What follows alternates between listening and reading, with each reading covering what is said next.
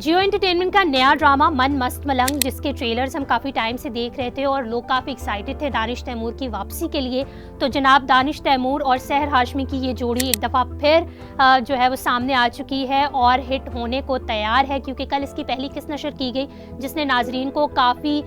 ने काफ़ी इंजॉय भी किया और अच्छे खासे इसके व्यूज़ भी आए हैं। तो उसकी स्टोरी भी एक दफ़ा फिर, जिस तरह दानिश तैमूर मशहूर है अपने ड्रामास के लिए, एंग्री यंग मैन और विद गुड लुक्स जिनको एक नज़र में प्यार हो जाता है, और उनकी ड्रामा की कहानी फुल ऑफ रिवेंज होती है। तो मन मस्त मलंग की कहानी भी कुछ इसी तरह की है। एक सियासी ख़ानदान दिखाया गया है जिसके कुछ मुखालिफ पार्टियां भी हैं और दो फैमिलीज़ हैं जिनकी आपस में इख्तलाफात पाए जा रहे हैं, कुछ मर्डर्स भी हुए हैं, इस वजह से बदला भी लिया जा रहा है। दानिश तैमूर की एंट्री भी कुछ इसी तरीके से होती है। वो अपने बड़े भाई मुबीन को बचाने के लिए सामने आते हैं और फिर जिस तरीके से वो मार धाड़ एक उनके ड्रामों में बड़ी मशहूर है, तो इसमें भी मार धाड़ से उनकी एंट्री होती है और वो सच सामने लाते हैं। बेसिकली कहानी जो पहली किस्त में हमें समझ आई है वो यही होती है कि जो कबीर खान का किरदार दानिश तैमूर अदा कर रहे हैं और उनके बड़े भाई मुबीन होते हैं, मुबीन पर यह इल्ज़ाम लगाया जाता है कि उनको हुकूमत की तरफ से पैसे दिए गए, ठेका दिया गया कि उन्होंने काम करवाना है, लेकिन उसमें उन्होंने गबन किया और चोरी के इल्ज़ामात लगाते हैं। और इस ड्रामे के जो विलन हैं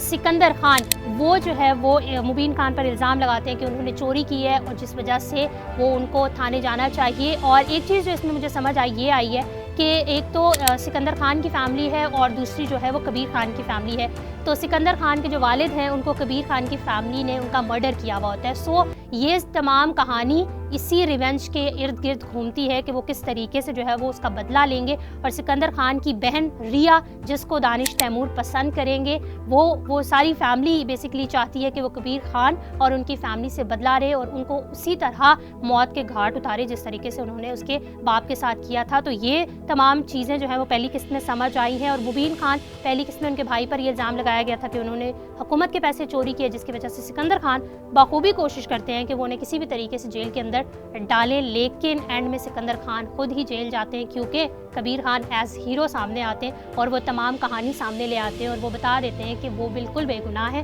उनकी जो फैमिली है, उनके जो भाई हैं वो सच्चे हैं। और इस तरीके से कबीर खान जो है उनकी एंट्री होती है और ये चीज़ें तमाम पहली किस्त में दिखाई गई हैं। और पहली किस्त का लबे-उबाब तो यही है कि एक सियासी फैमिली है जिसके मुखालिफ हैं और जो मर्डर की एक कहानी है उस तमाम ये रिवेंज के गिर्द घूमती है और सिर्फ रिवेंज में ही जो है वो मुखालिफ ख़ानदान की बेटी से कबीर खान को प्यार हो जाएगा जिसका नाम रिया होगा। सो ये पहली किस्त थी। अगली किस्त में बताया गया है कि जिस तरीके से सिकंदर खान ने कबीर